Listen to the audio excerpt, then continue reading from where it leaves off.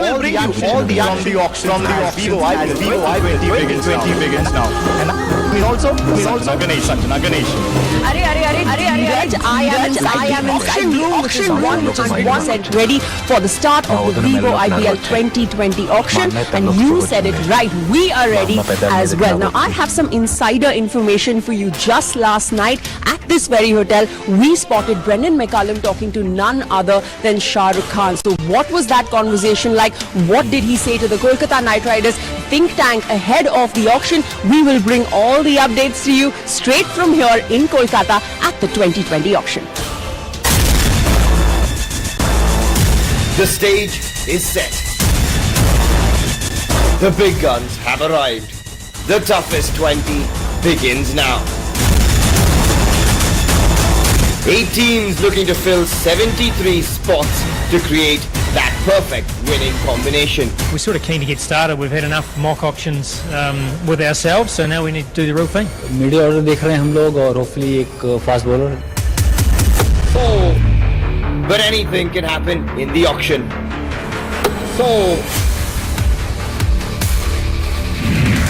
The think tanks are ready. Some big names are already there. This will be my 10th auction. और is that एक word जो दिमाग में आता है वो है flexibility. On the auction table, your wish list can go out of the window. You need to have options. Suspense of auction is always very thrilling, so let's just hope for the best. Others like MS Dhoni and Virat Kohli still find a way to make their presence felt. He won't be at the table, no. But he will be in communication with us, which is good. क्योंकि Ponting auctions में नहीं है, speed dial पर है मगर Touch me, Simon and myself and Virat have been, we've had a number of meetings, so looking forward to getting his thoughts as things evolve. It's the start of the VIVO IPL 2020 as the player auction gets underway.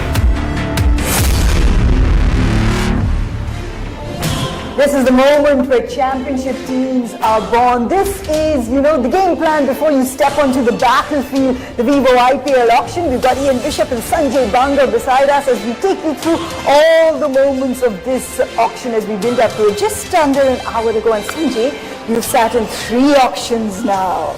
So we're hoping that Bishi gives us a little more insight as to the body language, as to all the secret strategies, everything that goes on. Because how do you strategize for an auction that will only be for this next season, just for one season? Yeah, just for one season, it means that, you won't really invest too much into the future, but you would rather go in for experience and players who can make an immediate impact, because a lot of managements are new, half of the managements are new, so they would want to leave an immediate impact on the team's results, and because of that I don't think there will be too much investment in the future, but they'll bank on experience quite a lot.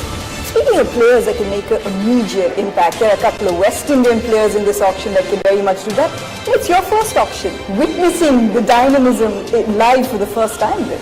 Yeah, we talked about it yesterday, just having had the experience of so many IPLs for myself before, to be here now to see, and Sanjay, a lot of people talk about auctions being almost half or more of the battle of trying to win the actual IPL tournament, and those experienced players that we talk about, I want to see how the bidding for some of those guys, let's say a Patrick Cummins, how that drives a price up and who wants to get their hands on it, because it's only a limited pool of experienced players, wouldn't it? It is, and because it's all determined by demand and supply, and at the moment the fast bowlers are in demand, and what's going to be the key factor is that a lot of players are going to be available for the entire length of the tournament. Unlike in the past, most of the fast bowlers were sort of kept back by a lot of their respective countries, but here they are available for a full tournament, and that is enticing. Our IPL winning captain like Gautam Gambhir used to always tell us that you plan for the team for the year. Don't think about the future. I'm building a team. You get the team that you want right now. And of course, he is joining us in the select dugout with another man who knows about winning titles. Looking forward to the gentleman in the dugout.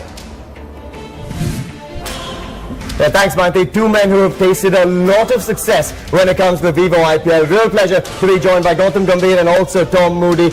Gentlemen, it is a huge day for all the teams, a huge day for all the players that are going under the hammer as well. But Gautam, what are nerves like on the morning of an auction? Because you've been on both sides of the fence when it comes to the auction. You've been a player, you've been part of the core group with the team as well. Take us back to when you were first picked up in the VIVO IPL. What was that morning like when the nerves were flying through? See, I was very fortunate that I was traveling at that time, so I wasn't following the auction. But yes, it is very nervous for the players, and it's more nervous for the franchise because your plans can actually go out of the window very quickly, and there could be a lot of panic that could be created on the table if you decide on certain players and suddenly they go out of budget or someone else picks them up and you don't have plan B or even plan C or D, because it's not only about plan B, it's about plan C and D as well. So suddenly you can create that panic and you end up giving more money to someone who you don't want just because you get desperate to pick someone in the auction.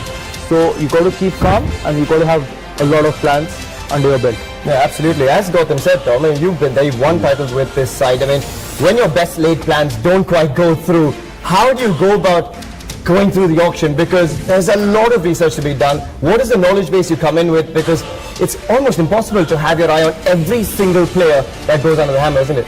Yeah, I think you need to go in with a very open mind. You need to be very well planned, there's no question about that. But you need to go in with a very open mind, knowing that your preferred picks may not go your way. Because you need to balance a budget as well. So you need to make sure there's certain disciplines you're going to allow a certain amount of money towards, and you may want to be saving more money for whether it be domestic talent or a specific skill set with the overseas. So it's important you don't get driven away with the emotions of the auction, and stay focused on what your philosophy is going into the auction and stay true to that, and accept the fact that you might get option C and not option A, and that's just the way the auction works. Yeah, it's going to be an interesting day that's going to pan out just soon enough, because just wanted to add, don't think what other teams are buying.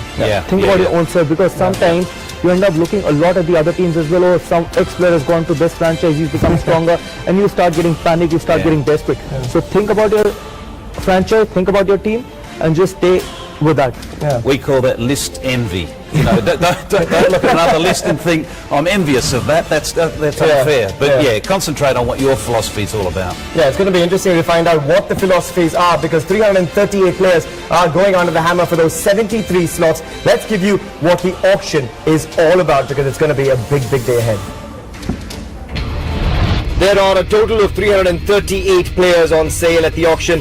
190 Indian players and 148 overseas names. And as usual, it's the teams that fared badly last year that have the most work to do. Kings 11 have the most money to spend, 42.7 crores and a maximum of 9 spots to fill. KKR don't have as much cash to splash, just over 35 crores, and they've got 11 vacancies, 2 more than Kings 11 Punjab. RCB released 12 Royal Challengers after last year's debacle.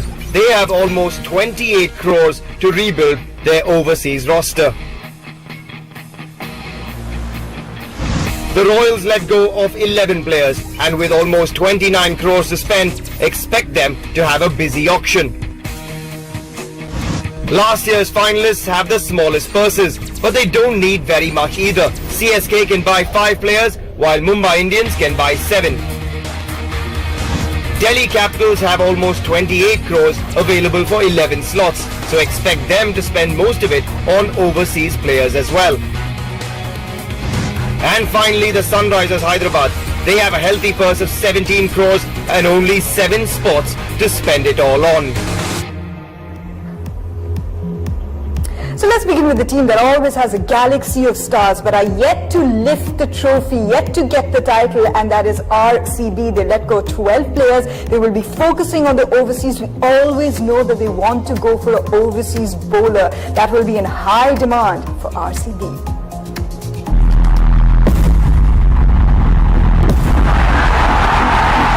And that is taken. RCB are now out of the VIVO IPL. After finishing last in VIVO IPL 2019, RCB have taken some tough decisions. Releasing 12 players, including 7 from overseas. Under new team director Mike Hesson, RCB will have to rebuild their bowling attack and buy some promising Indian talent. It's probably more identifying the roles that we want people to play. and then obviously populating those with people that we think might fit the bill within the budget that we think we need. Marcus Stoinis, Shimron Hetmeyer, Nathan Coulter-Nile, Colin de Grandhomme, Tim Southey, Heinrich Klaassen are amongst the overseas players who've left the team. Players Ray Burman, Kulwant Khijrolia, Himmat Singh, Milind Kumar are amongst the Indian players released. With 12 slots to fill, RCB have plenty to do at the VIVO IPL 2020 auction, and they have 27.9 crores to spend. After 12 IPL seasons, RCB are still searching for their first title. Can they make a strong start to their campaign at the VIVO IPL player auction? To RCB, well done sir, thank you very much. So let's talk about this RCB team. If we show you the squad, they always do end up having, gentlemen, those sort of, a very, very strong Indian core. Virat Kohli, AB de Villiers, the batting revolves around him. You've kept Parthiv. You do have youngster Devdutt Padikkal. You could look to open the innings. And of course, you have Umesh Yadav, who's been in great form, and they know how to use him now, use all his overs up front, and Navdeep Saini. So you're particularly possibly looking for an overseas fast bowler. We know that Virat Kohli likes his fast bowlers. And are you looking for maybe like a Glenn Maxwell, like an outrageous finisher, keeping in mind, gentlemen, that you have just under 30 crores, and these are big name, buys that you're looking forward to in the biggest squad to fill? I mean, as far as I am concerned, they would probably limit their squad strength a bit. They would not really go beyond 20 players because of the amount of money that they have, but they'll opt for 5 or 6 quality overseas players, and that's where I feel that they can beef up their lower order batting. I don't think Virat Kohli will bat at the top. He will bat in the middle order. They want a player at number 5 or 6. Maybe, I don't know why they release Hetmeyer, but they could probably get him back in the auction, or get somebody like a David Miller, whose batting style is suited for a smallish ground like Bangalore. So I feel that slot in the middle order, and obviously the fast bowling department, because they have good quality fast bowlers as far as Indian bowling is concerned, Saini, Siraj and Umesh Yadav, but they would definitely want to have an overseas fast bowler as well. Yeah, and just from that fast bowling point of view, having watched them and been a fan of RCB from almost the very inception, you want a particular fast bowler who you know what you will get from at the death, because they leak a lot of runs, and they have done in those last 5 overs. So it's not just having one, but having one that I know that Virat Kohli, whoever it is, can bank on down at the back end there. And yes, you also talk about if Kohli and de Villiers sort of don't fire towards the end, who else can come in to slot in and fill in that backup batting middle order?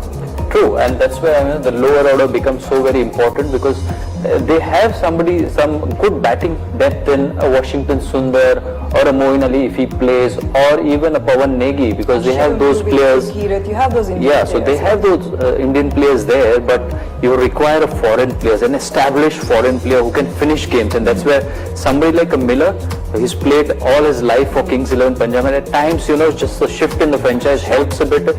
It brings in a better atmosphere, fresh ideas, open mind. So I think he can be a good asset, and he's a left-hander as well. So they could break it up a bit. It will be interesting though when Hetmeyer comes up in the auction for all the team with the current form that he is, to see exactly how RCB will go. But I tell you what, they released a lot of players. They did release 12 of them, but the one they did not release was Mr. Nags. Mr. Nags still remains in RCB. Peace. Hi guys, myself Mr. Nags. It's that time of the year. IPL, also called NEY, which is Nags Employment Yojana.